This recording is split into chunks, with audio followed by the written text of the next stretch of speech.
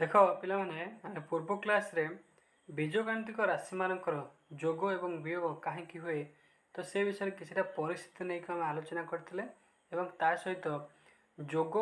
जोगफल किभली भाव में बीजगणितिक राशि मानकर हुए तो ताको आम कम्प्लीटली आलोचना करते। तो आज क्लास आम बीजगणितिक राशि मान क्षेत्र में किभली भाव में वियोग प्रक्रिया हुए तो से विषय में टिके आलोचना करवा है। तुम जानी जे पूर्ण संख्यार आम जोग शिखी वियोग शिखी गुणन शिखी हरण शिखी तो सेठी आम जो वियोग कार्य करुले है आमर कौन होता डाहाण पटर जो संख्याटी थी तार चिन्ह परिवर्तन होता माने कौन होता ना तार जोगात्मक विलोम होता। जदि 4 थी -4 हो जदि +4 थाए -4 होता -4 थे +4 माने जो संख्याटा जदि प्लस थी तार आम उल्टा संख्याटा जा मैंने माइनस ना जदि माइनस संख्या थी प्लस संख्या होता। तो से भाव में ये आम जो बीजगणितिक राशि मानकर वियोग करें से क्षेत्र में से हम जमीक आम उदाहरण स्वरूप नहीं जावा गोटे पूर्ण संख्या मन 5 ना तो 5 रू आम कौन करिया -3 को वियोग करवा ताले -3 जोगात्मक विलोम किए हो +3 ताले 5 + 3 हो 5 + 3 के 8 से भाई आम कौन करवा ना आम बीजगणितिक राशि वियोग कार्य सेमती करवा। जदि ए गोटे पूर्ण संख्या और बी गोटे पूर्ण संख्या दुईटी पूर्ण संख्या है जदि आम ए रु कौन करवा ना बी को वियोग करवा ताले केते हो ए प्लस माइनस बी से माइनस बी रहा। ओके तो ये भाव में कौन कर वियोग कार्य करवा। तो किसी उदाहरण अच्छी से उदाहरण को भल भाव लक्ष्य कर बुझ तो उदाहरण 4टा खंड अच्छी भल भाव में बुझीपारे सब क्वेश्चन गुड़िक चुटकी तुम है। तो देख प्रथम उदाहरण को लक्ष्य कर आमको कही 8xyz रु -5xyz वियोग करवा ताले वियोग कार्य हो माने -5xyz अच्छी ताले जोगात्मक विलोम कौन उल्टा हो प्लस नवा ताले 8 5 के 13xyz देख 13xyz है ना। तो ये भाव में कौन कर तुमको वियोग क्षेत्र में माइनस अच्छे प्लस नहीं जाओ प्लस अच्छे माइनस नहीं जाओ तार जोगात्मक विलोमीटा को नब बुझेगा। तापर देख एग्जाम्पल नंबर 8 है उदाहरण नंबर 8 है से कौन 2a + 5b - 3c रु a + 3b - 2c को वियोग कर ताले ए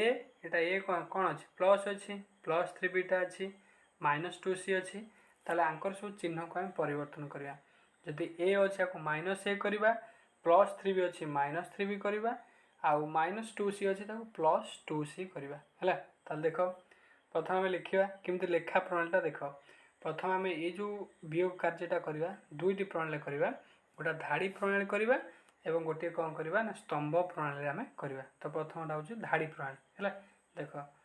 प्रथम प्रणाली आम कौन कले ना 2a + 5b - 3c को ब्राकेट रखीदे वियोग कर माइनस चिन्ह देदेले पुणी ब्राकेट भितर a + 3b - 2c को रखीदे है। तापर आम कौन करवा ना चिन्ह जो bracket हटेवा bracket हटेले 2a + 5b - 3c रहा एमानकर सब कह जोगात्मक विलोम चिन्ह गुड़िक परिवर्तन हो ताले प्लस ए अच्छी माइनस ए होगला +3b अच्छी -3b होगला -2c अच्छी +2 होगला +2c होगला। तापर आम कौन करवा ना सदृश पद गुड़िक सजाड़ कर लिखिदेवा है 2a अच्छी पाखक किए आसो -a आसो तापर 5b अच्छी पाखक किए आसो ना प्लस जो -3b आसो है। तापर अच्छी कौन -3c अच्छी पाखक आस +2c तो बर्तमान एक आम हिसाब करदे है। तापर देख 2a रु -a गले के ना a खाली a रहा तापर 5b रु 3b गला के ना 2b 2b रहा तापर -3c रु +2c के हम -c ओके तापर फाइनल आंसर आसला के ना a + 2b - c। ओके तो ये जो पद्धति आम कले यहाँ हूँ धाड़ी प्रणाली। तो ये आम स्तंभ प्रणाली करवा ताले केमी कौन करवा देख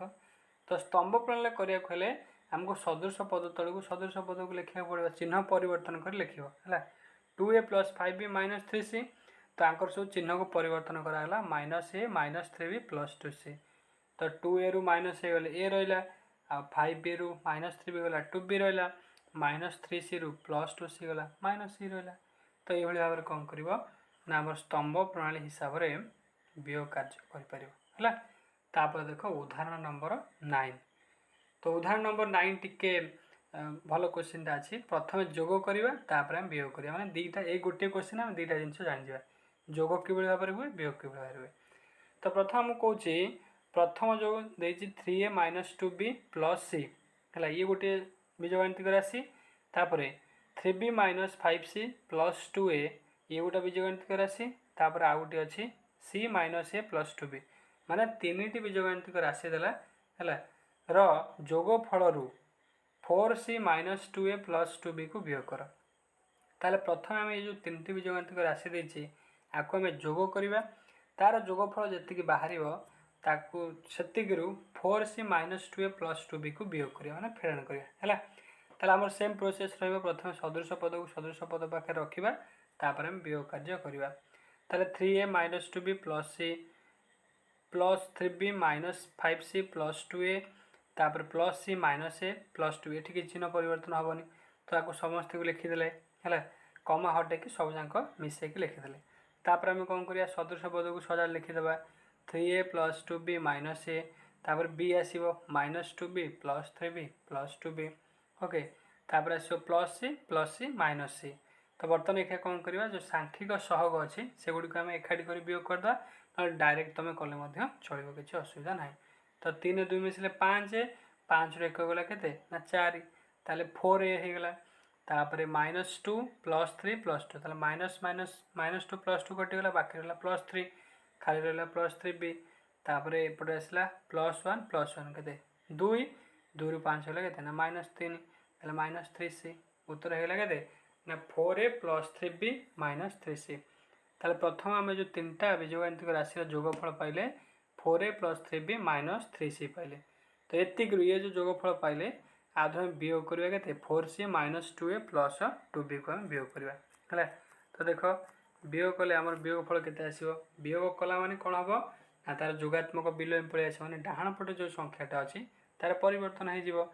4a plus 3b minus 3c रु 4c minus 2a plus 2b को आम वियोग करवा है। तो प्रथम ब्रैकेट लिखा 4a plus 3b minus 3c bracket देदेले minus 4c minus 2a plus 2b आ कौन कले ब्रैकेट रखीदे तापर ब्रैकेट रे खोली सारापर कौन कर चिन्ह को परिवर्तन करदे 4a plus 3b minus 3c रहा ये जो प्लस 4c अच्छे माइनस 4c होगा माइनस 2a अच्छी प्लस 2a होगा प्लस 2b अच्छी माइनस 2b होगा ओके तापर कौन करवा सब जाक मिसेकरी सदृश पद पाखे सदृश पद को लिखा ताले प्रथम ए लिखा तापर b तापर c 4a प्लस 2a सरीगला के 4 2 6a डायरेक्ट लिखिले आंसर कि तुम सांख्यिक सहग सहित सांख्यिक सहग को मिसई पार तापर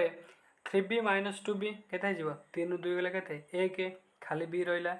बाकी रहा c रहा माइनस 3c माइनस 4c के 4 3 7 माइनस के 7c ओके। तो उत्तर आम पड़े आसला के निर्णय उत्तर हूँ 6a plus b minus 7c okay. तो यहाँ थी आमर कौन ना वियोग। तो आम जीटा उदाहरण को लक्ष्य कले तो ये ऊपर उदाहरण जमितिया आमर अभ्यास कार्य जो प्रश्न गुड़िक जो 4टी प्रश्न अच्छी जो प्रश्न गुड़िक अच्छे सब जाक से ताको कर जो जगह तुम प्रोब्लेम हो मत कमेंट कर जन खाली टिके ओभरऑल आलोचना करदे। तो प्रथम कौन कौन ना वियोग कर वियोग कला माने कौन हम चिन्ह परिवर्तन डाण पटे तो माइनस 5y स्क्वायर रु वियोग कर y स्क्वायर के ना माइनस 6y स्क्वायर कहीं ये जो प्लस y अच्छी माइनस y स्क्वायर हो तो ये जो माइनस y स्क्वायर यहाँ हो प्लस माइनस y स्क्वायर माने माइनस 6y स्क्वायर हो ओके। यहाँ है वियोग कर चिन्ह को डायरेक्ट परिवर्तन करवा